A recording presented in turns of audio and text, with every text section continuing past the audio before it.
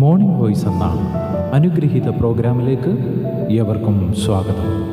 ദൈവനാമ മഹത്വത്തിനായി ഒരു ഗാനം നമുക്കിപ്പോൾ ശ്രവിക്കാം.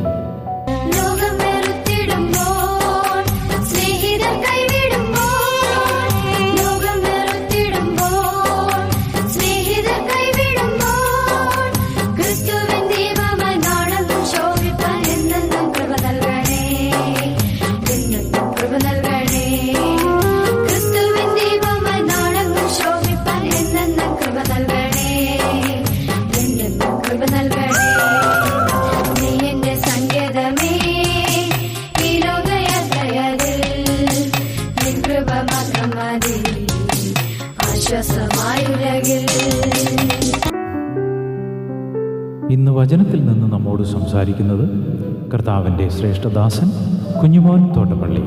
പ്രാർത്ഥനയോടെ ധ്യാന ചിന്തകൾ ശ്രവിക്കാം. ദൈവനാമത്തിന് മഹത്വമുണ്ടാകട്ടെ. അപ്പോസ്തോല പ്രവൃത്തികളുടെ പുസ്തകം 7-ാം അധ്യായത്തിൻ്റെ 54 മുതൽ 8-ാം അധ്യായത്തിൻ്റെ 1-ാം വാക്യം വരെ ഞാൻ വായിക്കുന്നത് ശ്രദ്ധിച്ചാലും. ഇത് കേട്ടപ്പോൾ അവർ കോപപരവശരായി അവൻ്റെ നേരെ പല്ല് കടിച്ചു. അവനോ പരിശുദ്ധാത്മാവ് നിറഞ്ഞവനായി സ്വർഗത്തിലേക്ക് ഉറ്റുനോക്കി ദൈവമഹത്വവും ദൈവത്തിൻ്റെ വലത്തുഭാഗത്ത് യേശു നിൽക്കുന്നതും കണ്ടു. ഇതാ സ്വർഗം തുറന്നിരിക്കുന്നതും മനുഷ്യപുത്രൻ ദൈവത്തിൻ്റെ വലത്തുഭാഗത്ത് നിൽക്കുന്നതും ഞാൻ കാണുന്നു എന്ന് പറഞ്ഞു. അവർ ഉറക്കെ നിലവിളിച്ച് ചെവി പൊത്തിക്കൊണ്ട് ഒന്നിച്ച് അവൻ്റെ നേരെ പാഞ്ഞു ചെന്നു. അവനെ നഗരത്തിൽ നിന്ന് തള്ളി പുറത്താക്കി കല്ലെറിഞ്ഞു. സാക്ഷികൾ തങ്ങളുടെ വസ്ത്രം ശൗലെന്നു പേരുള്ള ഒരു ബാല്യക്കാരൻ്റെ കാൽക്കൽ വെച്ചു. കർത്താവായ യേശുവേ, എൻ്റെ ആത്മാവിനെ കൈക്കൊള്ളണമേ എന്ന് സ്തേഫാനോസ് വിളിച്ചപേക്ഷിക്കയിൽ അവർ അവനെ കല്ലെറിഞ്ഞു. അവനോ മുട്ടുകുത്തി, കർത്താവെ, അവർക്ക് ഈ പാപം നിർത്തരുതേ എന്ന് ഉച്ചത്തിൽ നിലവിളിച്ചു. ഇത് പറഞ്ഞിട്ടവൻ നിദ്ര പ്രാപിച്ചു. അവനെ കൊല ചെയ്തത് ശൗലിന് സമ്മതമായിരുന്നു.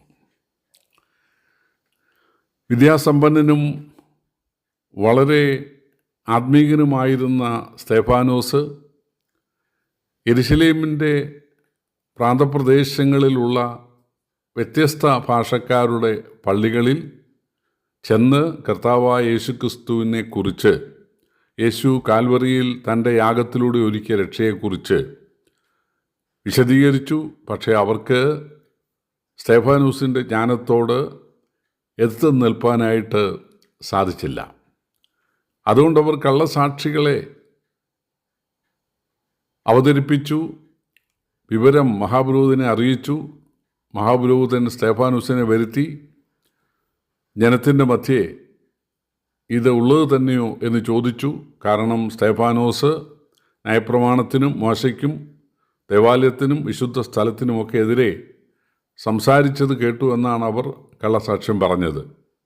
സ്തേഫാനോസ് വളരെ വിശദമായി, വളരെ കൃത്യമായി, വളരെ ചരിത്രപരമായി അബ്രഹാമിൻ്റെ ചരിത്രം മുതൽ വിശദീകരിച്ചു.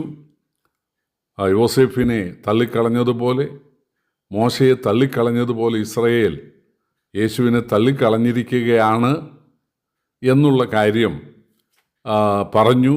അവർക്ക് ആകെ ദേഷ്യമായി. അവർ കോപപരവശരായി അവൻ്റെ നേരെ പാഞ്ഞെടുത്തു. ആ സമയത്ത് അവർ തങ്ങളുടെ വസ്ത്രം, സ്തേഫാനോസിനെ കല്ലെറിഞ്ഞ് കൊല്ലുവാനൊരുങ്ങിയ ആളുകൾ തങ്ങളുടെ വസ്ത്രം ശൗൽ എന്ന ചെറുപ്പക്കാരൻ്റെ കാൽക്കൽ വെച്ചു, ആ വസ്ത്രം സൂക്ഷിക്കാൻ. അദ്ദേഹം ഈ കല്ലേറിന് സമ്മതം നൽകിയ ആളാണ്. സമ്മതം നൽകുക എന്ന് പറഞ്ഞാൽ അദ്ദേഹം സന്നിധിന സംഘത്തിൻ്റെ വളരെ ചുമതലപ്പെട്ട ഒരാളാണ്. അതുകൊണ്ട് അവനെ കൊല ചെയ്യണം എന്നുള്ള മഹാപുരോഹിതൻ്റെ തീരുമാനത്തിന്, അല്ലെങ്കിൽ ന്യായാധിപ സംഘത്തിൻ്റെയൊക്കെ തീരുമാനത്തിന് ഈ ശൗൽ എന്ന ചെറുപ്പക്കാരൻ അനുകൂലവാദിയായിരുന്നു. അവർ അവനെ കല്ലെറിയാൻ തുടങ്ങിയപ്പോൾ സ്തെഫാനോസ് മുഖം ഒരു ദൈവദൂതൻ്റെ മുഖം പോലെ കാണപ്പെടുകയും അവൻ ഉയരത്തിലേക്ക് നോക്കിയിട്ട് പറയുകയാണ്, ഇതാ സ്വർഗം തുറന്നിരിക്കുന്നതും ദൈവത്തിൻ്റെ വലത്തുഭാഗത്ത് യേശു നിൽക്കുന്നതും ഞാൻ കാണുന്നു. ദൈവത്തിൻ്റെ വലത്തുഭാഗത്തേക്ക് മശിഹ എത്തും, മശിഹയാണ് ഇരിക്കുന്നതെന്ന് 110 സങ്കീർത്തനത്തിൻ്റെ 1 വാക്യത്തിലും 7 വാക്യത്തിലും എഴുതിയിട്ടുള്ളത് അവർക്കൊക്കെ അറിയാം. ദൈവത്തിൻ്റെ വലത്തുഭാഗത്തിരിക്കുന്നത് മശിഹയാണ്, അതായത് പുത്രൻ തമ്പുരാനാണ്. സ്തെഫാനോസ് പറയുകയാണ് അത് യേശുവാണ് എന്ന് പറഞ്ഞാൽ ഈ ഭൂമിയിൽ മനുഷ്യനായി തീർന്ന ശേഷം മനുഷ്യൻ്റെ നരകമേറ്റ് കുരിശിൽ മരിച്ചിട്ട് 3-ാം നാൾ ഉയർത്ത് 40-ാം നാൾ സ്വർഗാരോഹണം ചെയ്ത യേശു ദൈവത്തിൻ്റെ വലത്തുഭാഗത്ത് എത്തിയിരിക്കുന്നു എന്നാണ് സ്തെഫാനോസ് വിളിച്ച് പറഞ്ഞത്. ഞാൻ യേശുവിനെ കാണുന്നു. പക്ഷേ അവിടെ യേശു നിൽക്കുന്നതായിട്ടാണ് സ്കോളേഴ്സ് പറയുന്നത്. തന്നെ സ്നേഹിച്ച് തനിക്ക് വേണ്ടി യൗവനത്തിൽ രക്തസാക്ഷിയാകാൻ തയ്യാറായ സ്തെഫാനോസിൻ്റെ ആത്മാവിനെ സ്വീകരിക്കുവാനാണ് യേശു അവിടെ ദൈവസന്നിധിയിൽ പിതാവിൻ്റെ വലത്തുഭാഗത്ത് എഴുന്നേറ്റ് നിന്നത് എന്നാണ്. അപ്പോൾ 2 കാര്യം മുട്ടയിൽ നിന്നുകൊണ്ട് സ്തെഫാനോസ് പറയുകയാണ്. ഒന്ന്, കർത്താവായ യേശുവേ, ഇവർക്ക് ഈ പാപം നിർത്തരുതേ, ഇവരോട് ക്ഷമിക്കണമേ. അതുതന്നെയാണല്ലോ യേശു കുരിശിൽ വെച്ച് പറഞ്ഞത്, പിതാവ് ഇവർ ചെയ്യുന്നത് എന്നതെന്ന് അറിയാമെങ്കിൽ ഇവരോട് ക്ഷമിക്കണമേ. യേശുവിനെ രക്ഷകനായി സ്വീകരിക്കുന്ന ആളുകൾക്ക് ഉപദ്രവങ്ങളോ പ്രതികൂലങ്ങളോ കഷ്ടങ്ങളോ ഞെരുക്കങ്ങളോ വേദനയോ എന്തു തന്നെ ഉണ്ടായാലും യേശുവിൻ്റെ ആ സ്വഭാവം അവരെ വിട്ടു പോകുന്നില്ല. യേശുവിൻ്റെ സമാധാനം, യേശുവിൻ്റെ സമചിത്തത, യേശുവിൻ്റെ ക്ഷമ അതവരെ വിട്ടുപോകുന്നില്ല. ശരീരത്തിനാണ് വേദന ഉണ്ടാകുന്നത്. അതും അറിവില്ലാത്ത ആളുകൾ, അജ്ഞരായ അല്ലെങ്കിൽ ദൈവവചനത്തെക്കുറിച്ച് മനസ്സിലാക്കാത്ത ആളുകൾ ആണത് ചെയ്യുന്നത്. ആ തിരിച്ചറിവുള്ള സ്തെഫാനോസ് വളരെ സമചിത്തതയോടെ ഇതിനെ നേരിടുകയും ആ സമയത്ത് പ്രാർത്ഥിക്കുകയാണ്, കർത്താവ് ഇവർക്ക് ഈ പാപം നിർത്തരുതേ. മറ്റൊരു കാര്യം സ്തെഫാനോസ് പറഞ്ഞത്, കർത്താവായ യേശുവേ, എൻ്റെ ആത്മാവിനെ കൈക്കൊള്ളണമേ. അപ്പോൾ മനുഷ്യൻ്റെ ആത്മാവിനെ കൈക്കൊള്ളുന്നത് യേശുവാണെന്ന് സ്തെഫാനോസ് ഇവിടെ കൃത്യമായിട്ട് പറയുകയാണ്. സഭാപ്രസംഗിയുടെ പുസ്തകത്തിൽ 12-ാം അധ്യായത്തിൽ എഴുതിയിട്ടുള്ളത്, മനുഷ്യൻ മരിക്കുമ്പോൾ പൊടിപണ്ടായിരുന്ന പോലെ ഭൂമിയിലേക്ക് തിരികെ ചേരും, ആത്മാവ് അതിനെ നൽകി ദൈവത്തിനടുത്തേക്ക് പോകുമെന്നാണ്. ആദാമിന് ആത്മാവിനെ നൽകി സ്വന്തം പ്രതിച്ഛായയിൽ സൃഷ്ടിച്ചത് വേറെ ആരുമല്ല, യേശുവാണ്. സകലതും അവൻ മുഖാന്തരം ഉളവായി എന്നാണല്ലോ വാക്യം. അങ്ങനെയെങ്കിൽ ലോകത്ത് മരിക്കുന്ന മുഴുവൻ ആളുകളും എത്തേണ്ടത് യേശുവിൻ്റെ അടുക്കലാണ്. ദൈവമായ യേശുവിൻ്റെ, മനുഷ്യൻ്റെ ആത്മാവിനെ നൽകി അവനെ സൃഷ്ടിച്ച യേശുവിൻ്റെ അടുക്കലാണ്.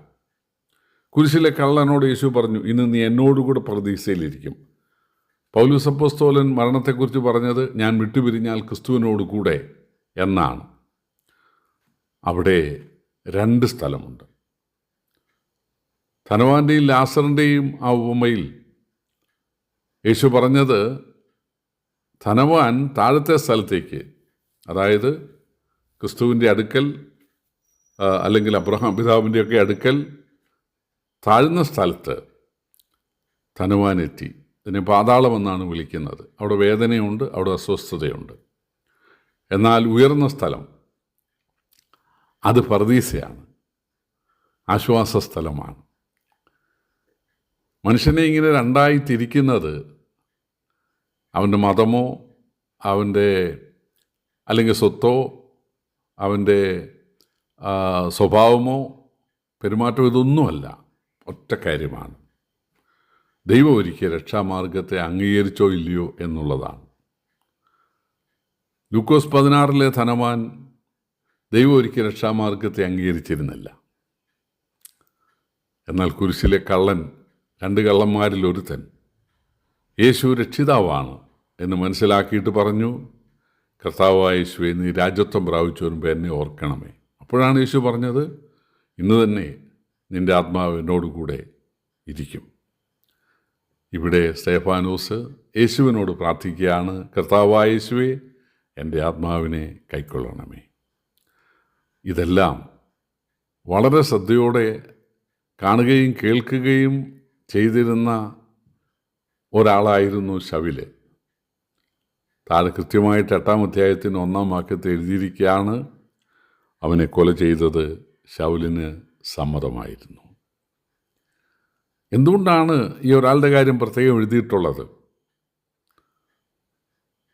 അപ്പോസ്തലപ്രവൃത്തി 9-ാം അധ്യായത്തിൽ ഈ ശൗലിൻ്റെ മാനസാന്തരം, ആ ശൗൽ ദൈവത്തിനായിട്ട് ഒരു പുരുഷായുസ് മുഴുവൻ യേശുവിനായി പ്രവർത്തിച്ച, ഏറ്റവും അധികം അധ്വാനിച്ച ഒരാളായിട്ട് മാറുവാനിടയായി. അതുകൊണ്ടാണ് ഇപ്പോൾ ഒരു വാക്കിൽ ഈ ശൗലിനെ കുറിച്ച് പരാമർശിക്കുന്നത്. പ്രിയപ്പെട്ടവരെ, സ്തേഫാനോസിൻ്റെ പ്രസംഗത്തിനോ അല്ലെങ്കിൽ സ്തേഫാനോസിൻ്റെ മരണത്തിനോ പ്രത്യക്ഷമായ ഒരു ഫലത്തെ നൽകാൻ കഴിഞ്ഞില്ല. പക്ഷേ ഒരാൾ രക്ഷിക്കപ്പെടുവാനത് മുഖാന്തരമായി, അത് സഹായമായി. അത് ശൗലായിരുന്നു. ദൈവത്തിനായി ഏറ്റവും അധികം അധ്വാനിച്ച, ഏറ്റവും അധികം ബൈബിളിലെ പുസ്തകങ്ങൾ എഴുതുവാൻ ദൈവം ഉപയോഗിച്ച, ഏറ്റവും അധികം സഭകൾ സ്ഥാപിക്കാൻ ദൈവം ഉപയോഗിച്ച ശൗൽ മാനസാന്തരപ്പെടുവാൻ ഇടയായതിൻ്റെ പിന്നിൽ സ്തേഫാനോസിൻ്റെ പ്രസംഗവും സ്തേഫാനോസിൻ്റെ മരണവുമാണ്. പ്രിയപ്പെട്ടവരെ, നമ്മുടെ ശുശ്രൂഷ കൊണ്ട് ഒരുപക്ഷെ പ്രത്യക്ഷമായ ഒരു ഫലം നമുക്കുണ്ടായി ഇല്ല എന്ന് വരാം. ഹാനോക്കിൻ്റെ 300 വർഷത്തെ പ്രസംഗം കൊണ്ടാരും മാനസാന്തരപ്പെട്ടതായിട്ട് കാണുന്നില്ല. നോഹയുടെ വളരെ വർഷങ്ങളുടെ പ്രസംഗം, അതുകൊണ്ടും പുറത്തുനിന്ന് ആരും രക്ഷിക്കപ്പെട്ടതായിട്ട് കാണുന്നില്ല.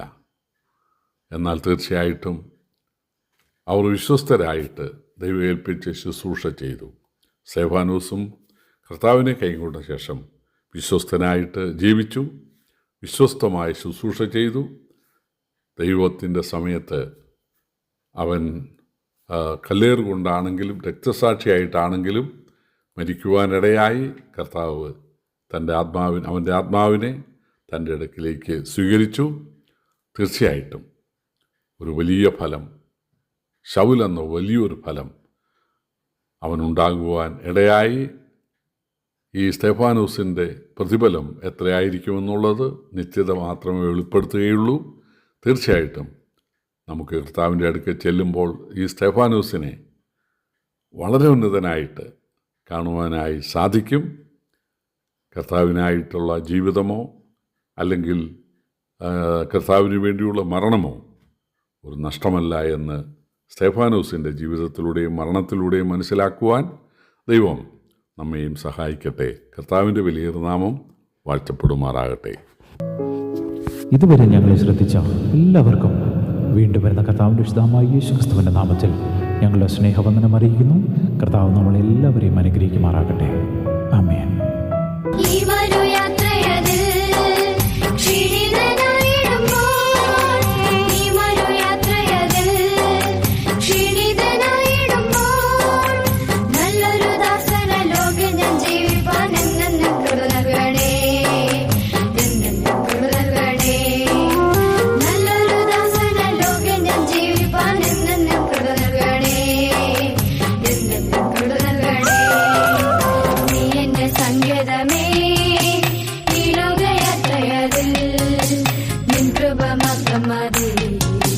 ആശ്വാസമായുലകിൽ നീ എന്റെ സങ്കേതമേ.